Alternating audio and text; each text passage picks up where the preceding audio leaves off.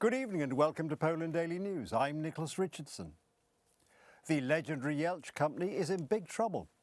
Once known for manufacturing buses and more recently for producing truck platforms for most of Poland's heavy military equipment, including Patriot anti-aircraft systems and Korean Chunmoo long-range missile launchers, truck production at the Jelcz plant has fallen dramatically over the past year. The current management is doing nothing about the plan to build a new factory for the company, which is now part of the Polish armaments group, and on top of that, the company is not paying salaries to its employees in full. The Niezależny portal reports in recent months that the factory in Jelcz, the main company supplying trucks to the military, has been having big problems.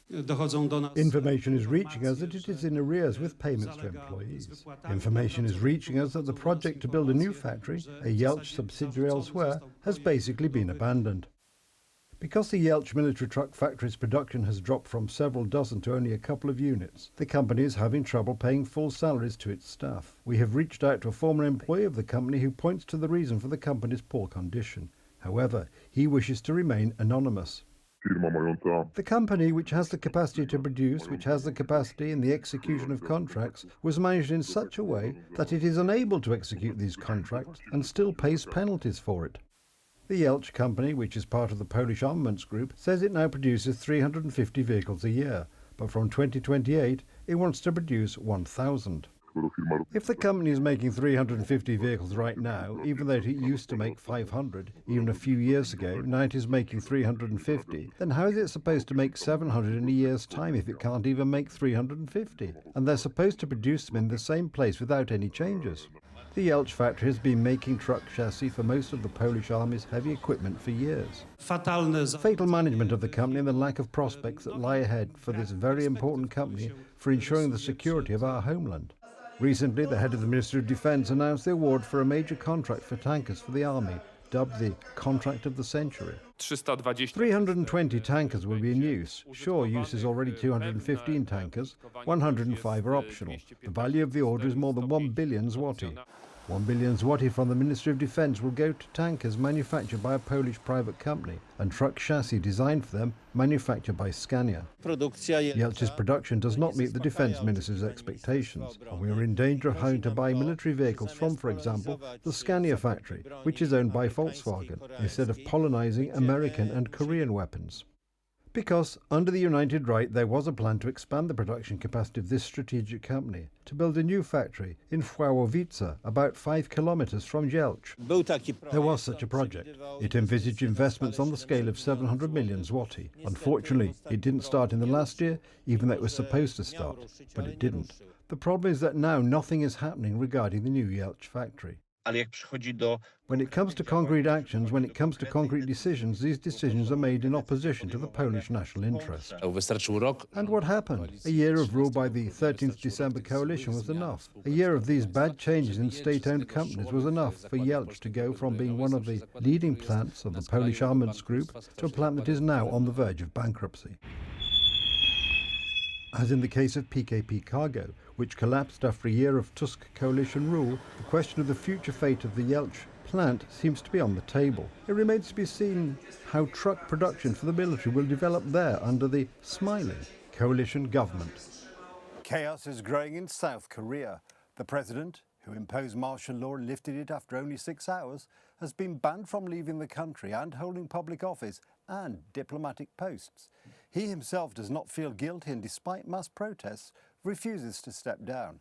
2 attempts to impeach the president have also failed. But this is not the end of his troubles.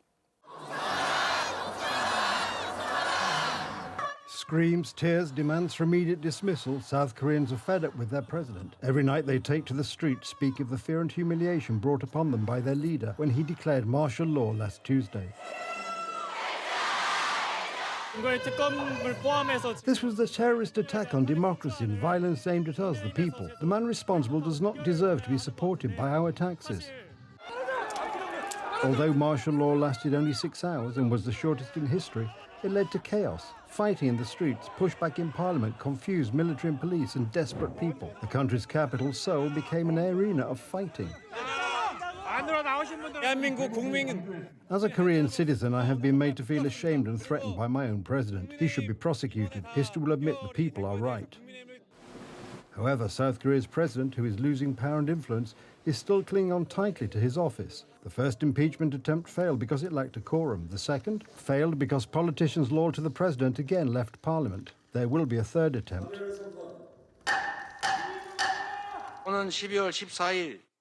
I propose Saturday the 14th of December. We are gathering forces that will be able to bring about an effective impeachment. The president has been banned from leaving the country. An investigative commission will soon be formed to examine his recent decisions. He will not hold any public office and will not represent our country internationally.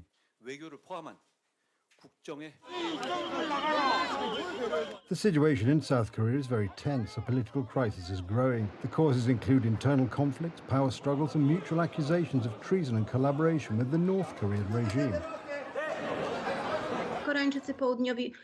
South Koreans were shocked by the president's decision to impose martial law. They were reminded of their past. Often dictatorships frequently impose martial law and casualties. South Koreans are proud of what a democracy and a country full of freedom they have built, and so they thought past was far behind them. President Yoon unfortunately reminded them of it. From the imposition of martial law last Tuesday until yesterday, the president did not appear in public. I would like to apologize for the inconvenience that has been heavily felt by the citizens of our country. I am very sorry. But those words only angered his compatriots, because despite growing protests and public pressure for the president to step down, he is not going to give up. Not resign, signed in defiant. He said he would not shirk legal or political responsibility for the declaration. South Korea's allies are watching the crisis with growing concern, especially since the potential successor to the president is a leftist politician who advocates close cooperation with China. Work through its political domestic challenges, but I won't comment on that one way or the other. I would just say that, you know. The people have announced that they will not end the protests until the leader who compromised their security for political gamesmanship faces harsh consequences. The fall of the Assad regime has become a reality. However, the end of the bloody dictatorship may be the beginning of an equally devastating power struggle. Syria, divided into three spheres of influence, is, for the time being, plunged into chaos that rebel leaders are trying to control. The situation is being exploited by the strongest players in the region, because whoever controls Damascus will have an impact on the situation throughout the Middle East. This is how dictators' reigns end. Bedrooms, bathrooms, and marble hallways in their palaces stand open to a nation oppressed for years. After more than half a century of rule, the Assad regime in Syria has fallen. We have been waiting for this day for 50 years. All the people were silenced and could not speak out because of his tyranny. Today we thank and ask God to reward all those who contributed to this day, the day of liberation. We lived in a great prison, the great prison that was Syria. The Assad regime's bloody rule began with a military coup in the 1960s. From then on, first the father and then the son exercised power in an essentially one-man rule. Any critic of the government disappeared without a trace. Thank God we feel a great relief and we feel peace. We were terrified and experienced the nightmare of living in a huge prison. Thank God, God has granted everyone relief. Bashar was a master of diplomatic maneuvering. On the one hand, he openly criticized the United States, while on the other, he cooperated with the CIA in the fight against al-Qaeda. However, he made alliances primarily with like-minded regimes. Iran and Russia became key. The Kremlin has spent years building its network of influence in the Middle East, precisely with Assad's cooperation. It is in Syria that 2 Russian military bases are located, which today became a channel for the evacuation of Russian soldiers. Moscow has warned the rebels that attempts to attack Russian soldiers will be met with a response. But it appears that the new authorities in Damascus will not take any favors from the Russians. This victory, my brothers, is a new chapter in the history of the entire Islamic nation. It is a turning point for the region. How many dangers have we avoided? Assad has handed Syria over to Iranian ambitions, spreading sectarianism and corruption throughout the country. The problem is that for now, Syria is in chaos. The offensive against Assad involved independently of each other 3 major groups. All are competing with each other, all have territorial gains.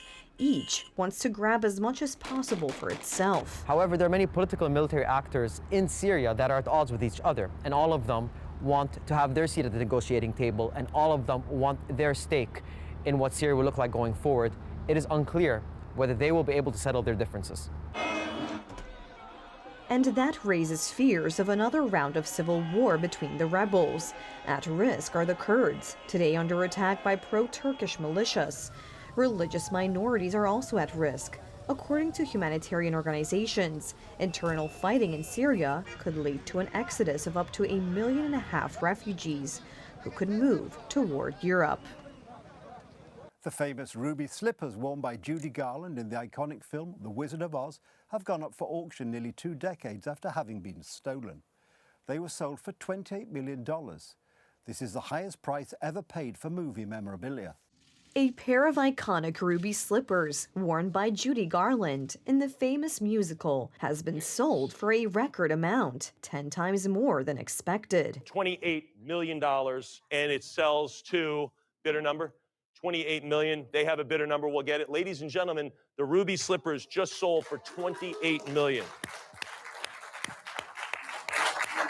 The auctioneer estimated that he would make at least $3 million, but during the bidding, that amount was exceeded in a flash. Follow the yellow brick road. The slippers were on display at the Judy Garland Museum, the mother of Liza Minnelli, in her hometown of Grand Rapids, Minnesota. They were stolen in 2005. But these are very, very special, very legendary, and very rare in a lot of ways. Not only just that they're still with us after 80 years and Judy wore them herself, but the fact they're in such good shape, the fact that they were gone and now they're recovered. 13 years later, in 2018, an undercover FBI operation managed to recover the famous prop. The shoes were returned in February to the memorabilia collector Michael Shaw, who loaned them to the museum. You've heard the word magic, but it was almost as if the shoes started to gleam when I saw them returned to the spotlight. It was like they were saying, thank you, thank you, thank you. The ruby slippers were one of several pairs that Garland wore during the 1939 film shoot. When you look at red shoes and you see sequins, you think of The Wizard of Oz, and it means a lot to people emotionally. When they're sitting down and watching the movie, it sometimes brings back memories of their parents or their grandmothers and doing all of that. So there's a lot of emotion to the slippers as well. Auctioneers have called the slippers the holy grail of Hollywood memorabilia and said their price makes them the most valuable movie prop ever sold at auction. That's the news. Thank you for watching, and from me, it's have a good night and a better tomorrow.